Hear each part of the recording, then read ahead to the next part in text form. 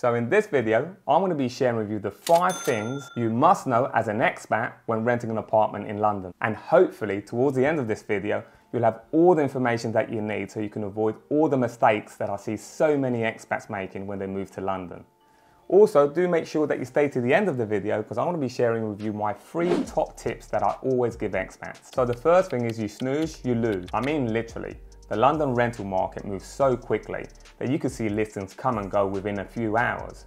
So my advice is, if you're working during these hours, give your boss a heads up. Let them know that you're going through this very difficult process. It's not easy in the rental market at the moment, and that you may have to give them just a few hours notice so you can go and view a property.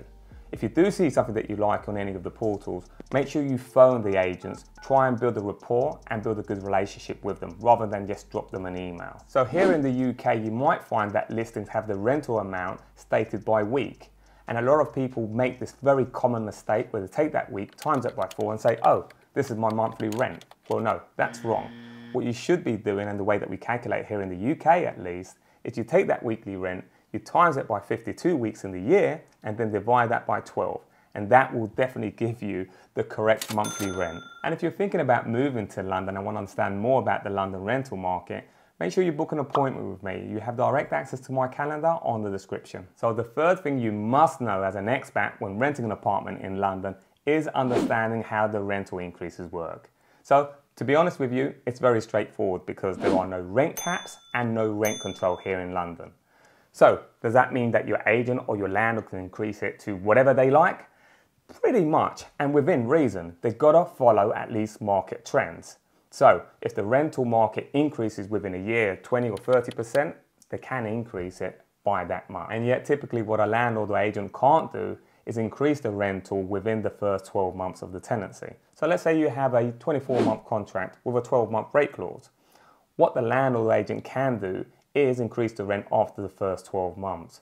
Usually though, that does happen at the very beginning. There is an expectation within the contract that they're going to increase the rent between 3 or 5%. So there is some expectation there when you do tie yourself into a longer contract than 12 months. And it is important for expats who are moving to London to understand how break clauses work within a tenancy.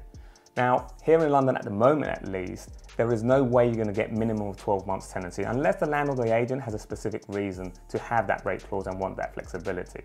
Otherwise, you are looking at, for example, if you've got a 24-month contract and you do have a 12-month break clause in there, usually that's going to go 2 ways, as in both ways. The break clause, the landlord can exercise it, so as the tenant. Be careful because there are 2 types of break clauses. One is called the flexible and the other one's fixed. So with a flexible break clause, usually it will allow you to break away at the 12th month or anywhere between that 12th month and the 24 months with a 2-month notice. With a fixed break clause, it will only allow you that one opportunity at the 12th month, and typically that's with a 2 months notice. And make sure you do keep watching because I'm going to be sharing with you the 3 tips for expats renting in London. So how do you find a letting agent while still living abroad? Most importantly, one that you can trust. Well, there are several ways. As an expat, there are a lot of forums, Facebook, recommendations. Those 3 things are really going to be my biggest recommendation that you can go for. However, there are other ways as well.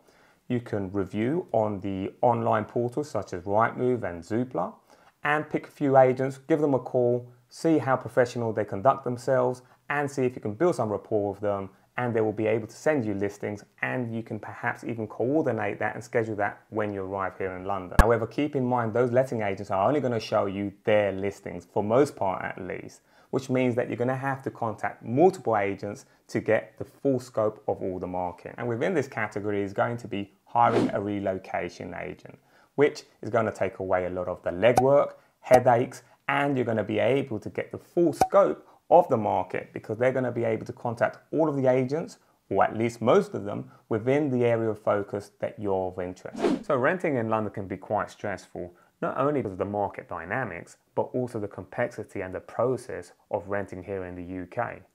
Now, hiring a relocation agent when renting in London can streamline the complex process of finding a suitable property here in the city. Now, these experts possess an in-depth knowledge of the London rental market, helping tenants identify neighbourhoods that align with their preferences and budgets. They can also negotiate favourable lease terms, ensuring you get the best value for your money.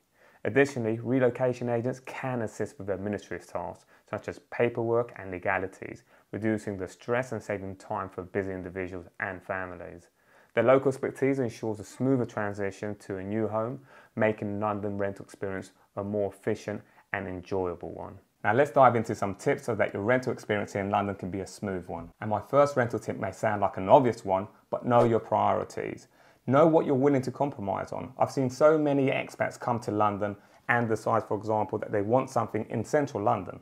And yet when they look at the condition of the property given their budget or the space, they then decide, actually, I want to go more outside of central London. And then they find that actually they do get better condition and more size, but then they can't actually make peace with not having the location they want. In many cases, you're going to have to compromise on something here in the city. Usually that's going to be size, condition, location, location, location. And my second tip when renting in London is be flexible with your contract date. If you're able to do this, then you're going to have a much bigger options of properties. You're not going to just be narrowed down to those that are going to be available at dates that you prefer. Now, this may well be that you have to rent an Airbnb, and yes, that may be expensive, but work out how much more expensive and how much more stressful it's going to be if you can't find the property that you're looking for. Make sure you scope out the neighborhood that is of interest to you. So whether you go in the morning, it could have a very different vibe in the evening. It might be that you feel intimidated or the vibe is not the right one for you. Remember, you're going to be tying yourself to at least a 12-month contract. To get out of that contract can be incredibly challenging, even though you might not feel safe in the area or you've changed your mind. So make sure the neighborhood is something that is safe for you and it is what you're looking for. So London is generally considered a safe city for expats and residents alike. It has a relatively low violent crime rate compared to many other major cities worldwide. However, like any large urban area, it's essential to exercise caution and be aware of your surroundings. Now, London is a diverse and multicultural city with strong expat community. Most areas are safe to live in, but like any city, there are areas with higher crime rates and advisable to research neighbourhoods before choosing a place to live, which is also advisable to actually go and actually see these areas yourself. Now, common sense safety measures such as being cautious in crowded areas, securing your belongings and using reputable transport options should be followed. Overall, with proper awareness and precautions, London is a safe and vibrant city for expats to live in. So renting in London as an expat can be quite daunting, but hopefully with this information, you'll be armed with the right knowledge so you can have the confidence to make decisions. As ever, feel free to contact me if you need any advice property related in London.